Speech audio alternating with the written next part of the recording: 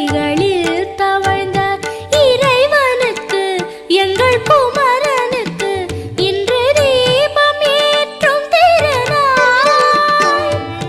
கார்த்திகை பெண்களின் கைகளில் தவழ்ந்த இறைவனுக்கு எங்கள் குமரனுக்கு இன்று தீபம் ஏற்றும் திருநாள். அந்த வடிவழகன் நல்ல இளங்குமரன் என போற்றி புகழும் திருநாள். அந்த வடிவழகன் நல்ல இளங்குமரன் என போற்றி